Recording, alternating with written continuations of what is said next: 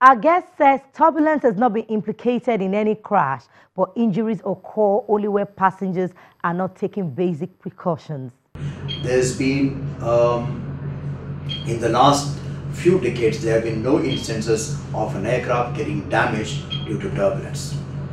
But what happens is that there are people who've been injured, there are people who have got severe injuries during turbulence, primarily because they are not taken some basic precautions.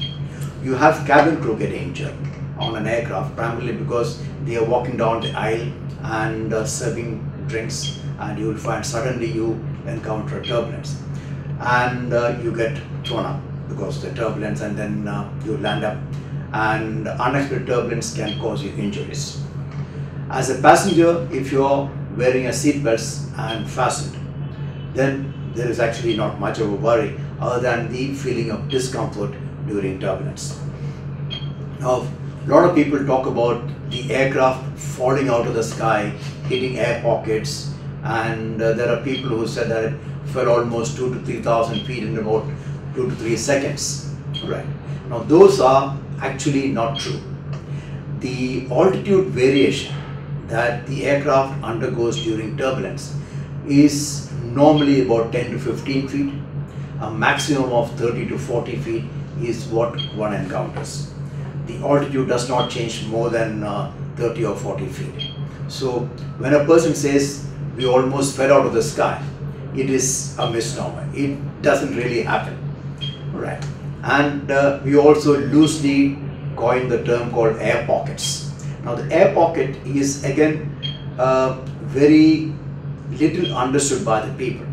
Now when you talk about an air pocket, one feels that there is a vacuum of place and it has to go aircraft, the aircraft drops out of the sky. It is not so. It is just, again, it is a term for a turbulence where the aircraft flies and then it goes into a turbulent air. Now you got a smooth air, and what happens is that when the aircraft is turbulent, the lift on the aircraft gets changed momentarily, and because of the momentary change in lift, the aircraft tends to pitch up or pitch down by a small margin. Now those are abrupt changes. What you feel is the acceleration, like when you get into the lift and the lift start going up, especially in a high-speed lift. Initially you can feel the lift moving, and once the lift start moving, then you don't feel the lift moving at all. So what happens is that only the initial movement you feel, and that in an aircraft, in a turbulent, that movement can be little severe. Okay. If you look at the cockpit during a flight where even severe turbulence takes place, now they are not fighting with the controls like what happens in a ship. All they're saying is, yes, we are encountering turbulence, how best to handle the turbulence. It is a question of managing. So, is it okay, I need to reduce the speed to what we call a turbulent penetration speed. Thereafter, you just see there are slight adjustment to the engine speed, what we call the thrust adjustment. You do thrust adjustment to be able to control the small variations altitude.